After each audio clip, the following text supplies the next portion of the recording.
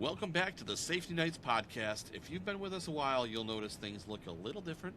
I'm Brandon Riskowski, co-founder of Safety Nights, and I'm stepping in as your host. I've spent my career on both sides of this industry, running EHS on plant floors and selling tools to the people who do it. And honestly, hosting this show is the thing I've been looking forward to most. And I'm not doing it alone. Joining me as a co-host, Abby Holovach, owner of Vibe Environmental and one of the best people I know. Abby, welcome. I'm so excited to be here. I've really been looking forward to this for sure. So, wonderful co-host. I've also got, that is a salmon in the back. You can see the video there. Yeah, I actually got that at the thrift store. It was very exciting times, $5. He's life size. I knew there was something fishy about you. Indeed, you are accurate. The dad jokes. I can't stop that. You gotta. They never go back in the holster once you have kids, or maybe it's just me, maybe that's just my personality. But yeah, Abby, as an environmental consultant and somebody who's done it all in the past, would love to hear a little bit about you and your career.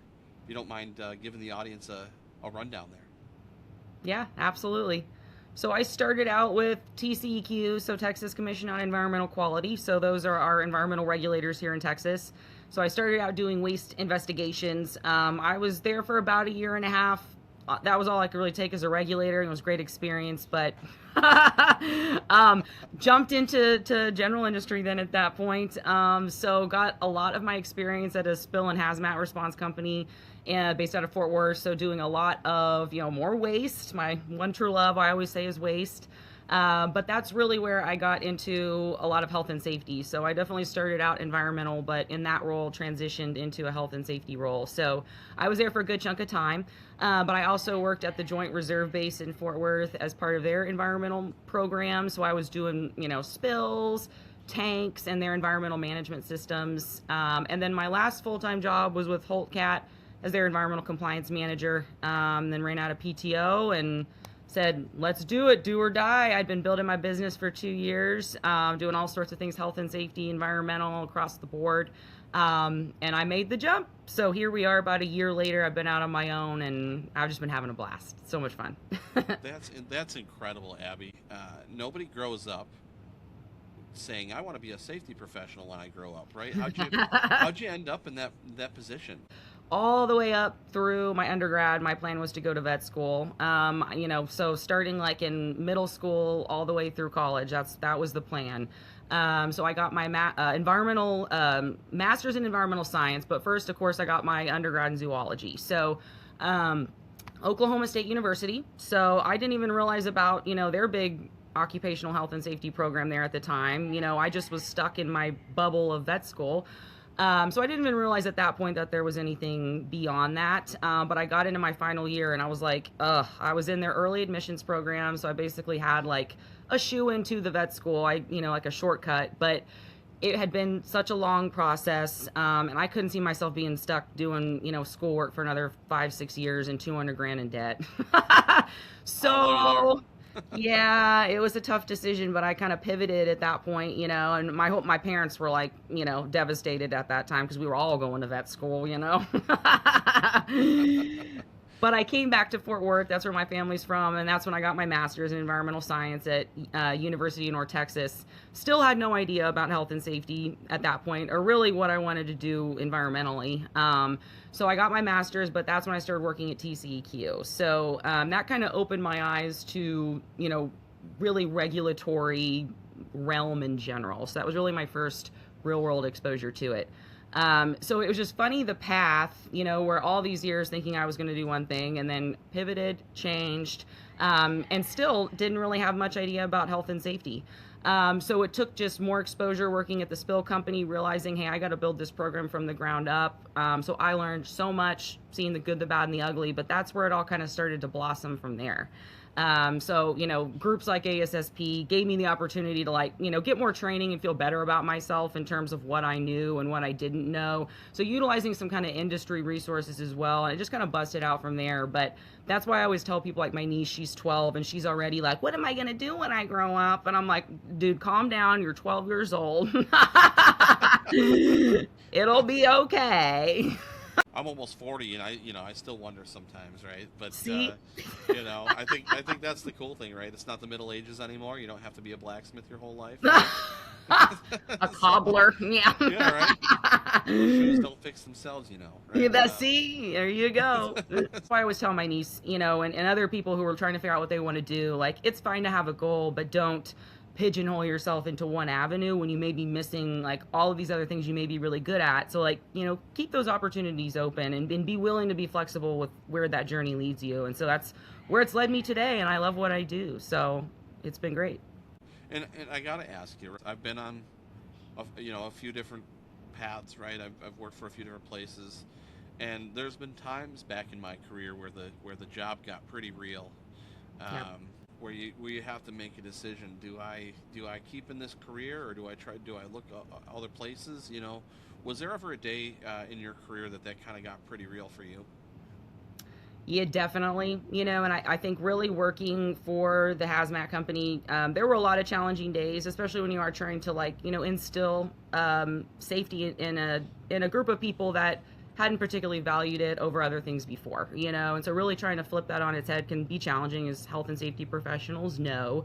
For example, there was a time when, trying to get people fit tested for their respirators. And I'd already been frustrated, had a lot of frustrating things going on, but two guys showed up for their fit test and they were not clean shaven, and so we'd gone through that a million times. And so I told them, no can do, like, you guys can't go do that job today because, you're not clean shaven. Yeah, you've got your medical eval done, but I can't fit test you. I can't give you a respirator. And then of course you get the, oh yeah, okay, and so then they leave, and then come to find out I'm looking at, like, photos of the job, and there those guys stand in respirators, and I'm like, well, whose respirators are those? And come to find out they were, like, using other people's, and I'm like, ew, like, when you share underwear too, what's going on here? No thanks. No thank you. No, exactly. And so I ended up, kind of unleashing in terms of just my general frustrations. And, so there were a lot of those challenging times, like trying to get people engaged in a new safety committee. And then you get to the meeting and there's, like, such lackluster participation, people dragging their heels. Nobody did what they said they were going to do.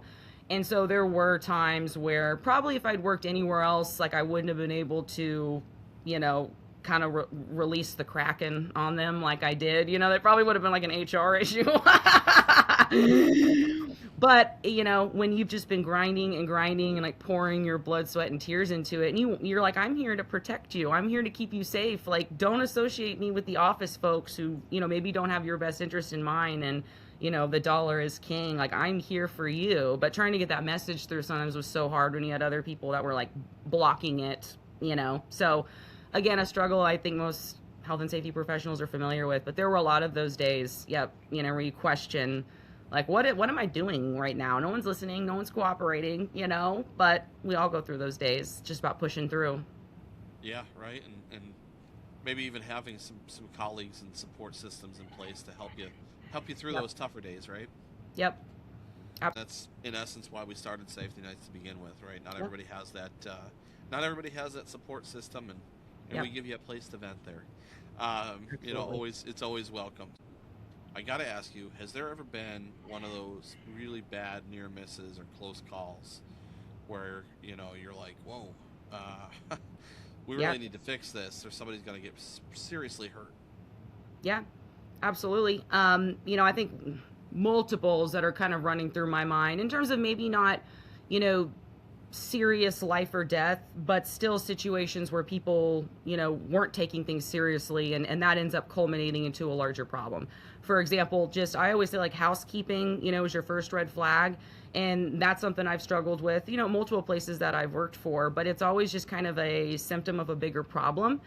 For example, I've dealt with situations where, like, a confined space gear trailer, I'd walk into the trailer and it looked like, Tasmanian devils had been through there, like a bunch of, spider webs, like, with the core, with the lines and everything else. And, the harnesses are all black. And I'm like, what is going on here? This is life-saving equipment, and you're not treating it that way, or storing, SCBA bottles and, the packs and these other sensitive pieces of equipment in, the 110-degree weather in Texas, outdoors, where, now it has questionable integrity, and you're expecting that to protect you and save your life. And I think that those are probably the most ubiquitous times I've seen it, where it may not be a big red flag of like someone's fixing to die, but it's that kind of stuff that accumulates, it culminates, and then all of a sudden, boom, somebody's seriously injured.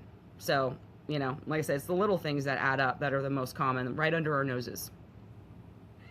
Yeah, no, you're absolutely spot on with that. Knowing what to look for in this space, of course, right? With some experience, you're kind of watching for that stuff, and maybe where the general operations staff they take it for granted. Yeah. What's something that still keeps you up at night from the field? It probably, one thing that I see a lot is just the underreporting when it comes to, especially like chemical management, because we've got a lot of different regulations out there that are trying to prepare our first responders to be ready if there's an incident. So I've been to a lot of facilities where they should be doing, for example, tier 2 reporting, or TRI reporting, or some other type of notification that's supposed to be happening with your local emergency planning committee or the fire department. I was actually just doing a custom hazmat course at a facility that makes like computer chips and things like that, so like semiconductor industry, and it's an area here in Texas where there's a lot of semiconductors located within that county. And I happened to be at another event where I ran into one of the county firefighters, or one of those like city firefighters in that area. And he heard where I was going to go train. So he was like, oh, I'd love to be a part of that because I'm the first responder here in this area. So he joined us for the training. And then he was just shocked at, how much, which they'd made notifications, but even if someone sends a letter, sometimes it's not the same as that first responder, like physically coming out to the facility and seeing what they're dealing with. And so I think he was shocked just at, all of the potential risks that exist at these facilities, and then they're right in his backyard. So I think there's that disconnect too, even if someone does report, what does reality look like, and why that pre-planning is so important. And I think we've seen a lot of those incidents this year too, with like the issue in California with the tanks, around the Anaheim area. Same for, I think it was up in Washington. So there's just been a lot of these, meltdown incidents, and it's like we need our communities to be ready for that. And so I always find that a little bit disturbing when you'll go into a facility and they've got 75 totes, a couple large tanks, and it's all filled with hazardous materials, and you start asking them about their worst case plan, and there's like, like, that's reassuring. In the event of an emergency, you need those first responders to know what they're walking into. I mean, otherwise they're going in blind, and that's not good. Yeah, and that's why I always say, even if you have sent those letters, for example, like certain types of waste generators, like a large quantity generator, they're required as part of their emergency planning and preparedness to send their contingency plan to the local fire, hospital, police, the LAPC, so all of these different organizations. But again, there's a big difference between them receiving that and then actually coming and seeing the facility, because I know firsthand, you'll follow up to see if they received it, and they're like, yeah, probably somewhere. And you're like, wow, what are you going to do? Like, if there's a problem, where are you going to find that? So I always just encourage people, most of these folks are your friends. Of course, some communities, there may be, weird, dramatic issues there in terms of relationships. So being careful with who you invite out. But local fire department, they'd love to come out and see it and make that a part of your drill. Yeah, I mean, October's fire prevention month anyways. You might as well bring them out, right? Do some extinguisher trainings while you're at it. Absolutely. And they may see things that, from just that like fire code perspective, because I, in one of my previous roles, we had like a fire code inspection, and it was this, dude that looked like he was about, 110 years old, God bless him.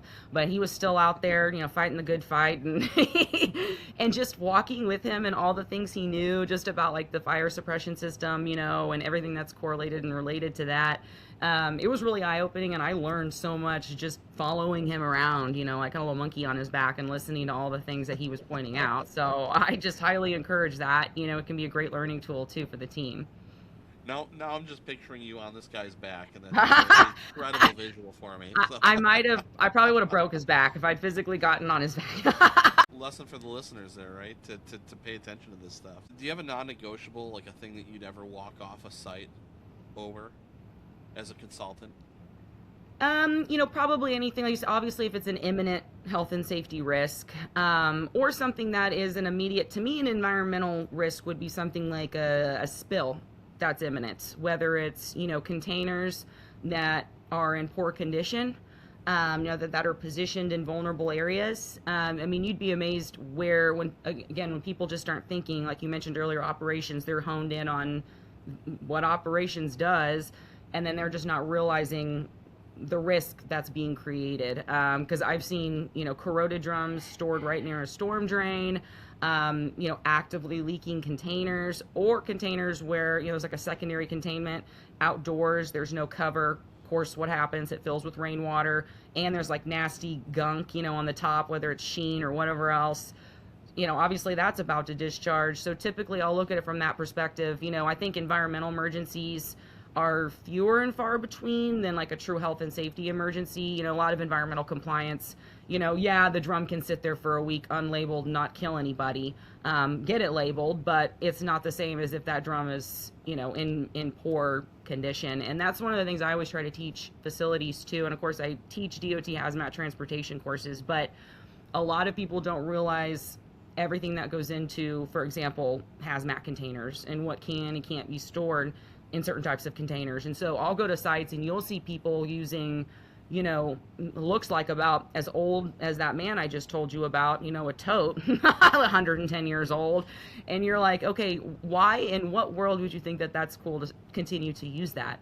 And in one of my previous roles, it was a hard lesson learned. I had been noting on reports and inspections, you guys need to make sure you're using containers that are structurally sound.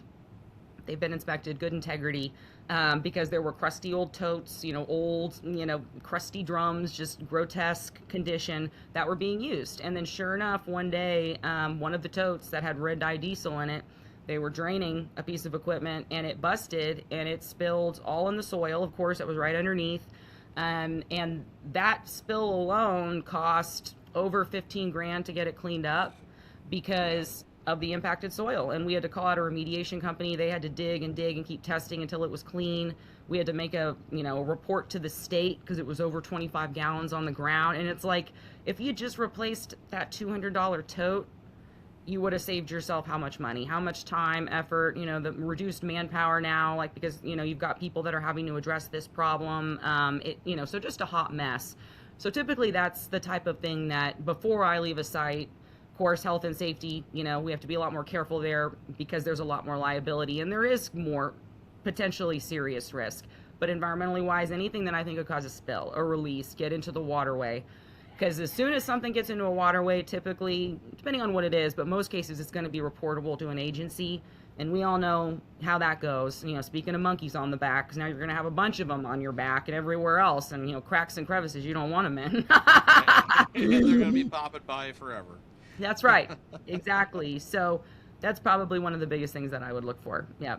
Yeah, no doubt. I always say OSHA is kind of like the bare minimum, right, of what you're shooting for on a regulation. And obviously with environmental, it's probably like DEC, EPA stuff. But yeah, are there any regs that you follow religiously or any rules that they're not written in a regulation, but you follow them, they're your standard that you really harp on? Yeah, I love signage. Of course signage can go too far, of course, like with anything. It's a yin and a yang, but I think having adequate just information available to people, it's always something. Usually if I go do an inspection or I go to a facility, that's always one of the recommendations is additional signage. Like, catchphrase I always use, no one should have to walk around a facility and at any point ask, what is that? And we know that there's, of course, HazCom regulations for, the primary and secondary containers. But even things like a tote that's used for water, for, dust suppression. Label it. Let people know what it is. All you have to do is label it as such. Empty containers, that helps steering if you are getting some type of investigation or an inspection. Well, the regulator doesn't need to go over and shake each of those containers now to see if they're empty. You already said, maybe with a simple sign that says empty container storage area. So that's usually one of the things I'll always recommend. Again, not a regulatory requirement, but just having immediate identification, like, here's your waste management area. If you've got certain waste streams, make little signs. I've done this where it says, this is where this waste stream goes. And then I have like a picture of the waste label that's filled out. And so that way you've made it dummy proof for your team. All they have to do then is copy that down, put it in the row, off you go. So anything you can do to answer people's questions up front, whether it's your own employees or a regulator, or like I said, if my mom wandered in off the street, God forbid, and was walking around your facility and she knows nothing about any of this, would she be able to identify it? And if the answer to that is no, then you probably, need to figure something else out. So I just think, to your point, right, you I guess you could overlabel, but yeah, communication is amazing. Yep. And it's easy. It's an easy fix too. You go buildasign.com and go wild, Buildasign.com. Yep, literally, that's where I've made signs before. And you can make them like fantastic. Metal, plastic, stickers. I've also used it too for like, tanks need to be labeled in a certain way. Like, if you have a gasoline tank, having like the NFPA diamond on there, the contents, the capacity, all that good stuff. I mean, if you need to make a custom sign for any of your tanks too, it's a great way to do it. So I love signage. Hey, I'll come to you anytime I need to know more about signage then. I got you. You know it. What is something that you think our profession does that's just absolutely spot on wrong, right? I think everything has some value and just a lot of the different ways to approach environmental health and safety. Of course, I think probably the biggest one and just this is from my personal experience, having seen it firsthand and having worked somewhere where reporting was not encouraged for incidents. There was no incentive to report, and it was not a good situation if you reported. They wanted that zero across the board. That's what we're looking for. That's the only way we're going to get these contracts, 0, 0, 0. We don't want to hear it. We don't want to know anything about it. And being in that position as the safety person and trying to get people on board with, begging people to report, literally trying to provide incentives, like anything I could do that was within my power, trying to get people to report. And then fighting like a big mama bear for them, if anybody was giving them crap during the reporting process. But it was a really tough spot to be in. And that's why I approach target zero, we've gone 5 million days without an injury. I mean, it has value, of course. It is something to celebrate, but I think it always requires that little asterisk that you say, but we don't want anyone to misconstrue what we're saying. It's worth celebrating, but at the same time, if you have an incident, we need you and we want you and we encourage you to report. No one is going to be upset if this is not another 1,000,001 days without an incident. I just, however you want to phrase it, whatever you want to say, but I just think it is important to follow up with that caveat, because otherwise nobody wants to be the person who goes and ruins that zero. It's an awkward spot to be in for anybody. And a lot of these people, it's already prideful, it's difficult enough coming forward and reporting something just for their ego, let alone, ruining the pizza party for everybody else. So, I want my pizza. Yeah, exactly. So like I said, still a great thing to celebrate. Nothing wrong with that. But I think they two have to go hand in hand, and you have to very explicitly say that so people really understand. Sometimes I think people just continue to let the counter go. It says when you look at the days, you're it's 10,500. I'm like, wait a minute. Yeah, I'm pretty sure Jeremy, had stitches last month, right? Yeah, I'm confused. Where's the reset? Exactly. It's probably some remote control in the site director's office, yes. Right? Yeah, they're clicking away. This bad boy. One of the funniest ones I've seen was a board counting down the number or the days since a reportable injury. Not even a recordable.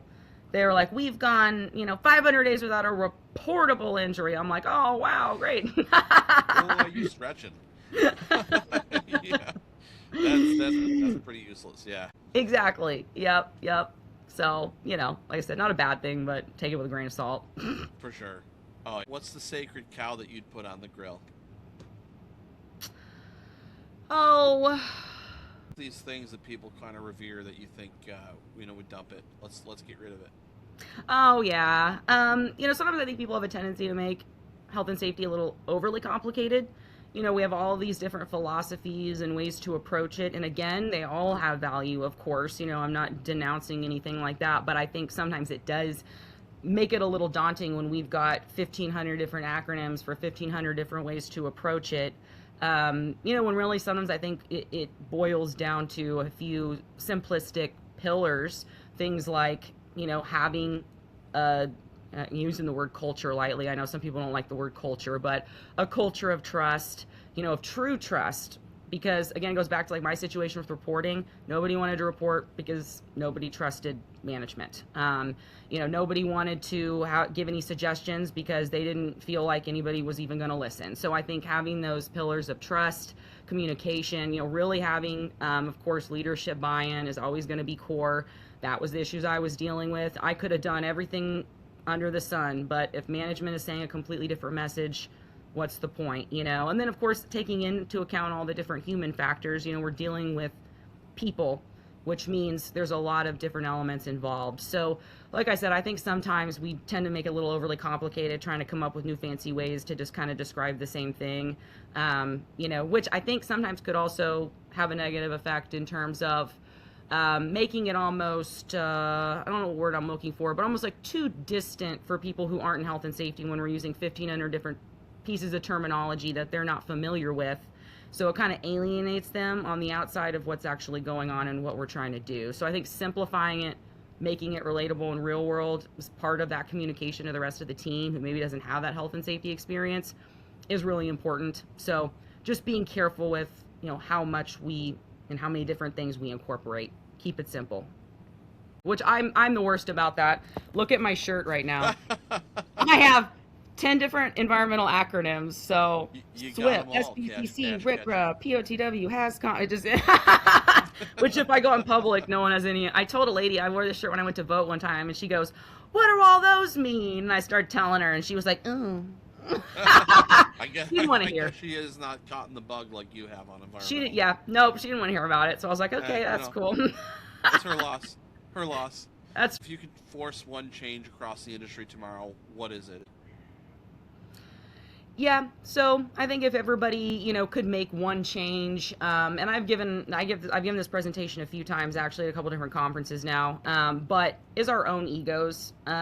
So I've given this presentation about our egos, and the presentation circles and is around your own ego personally. So that's why I always tell people before I start the presentation is this is about your own ego and not someone else's. And when I say ego, it's how I want to see myself or how I see myself and how I want other people to see me.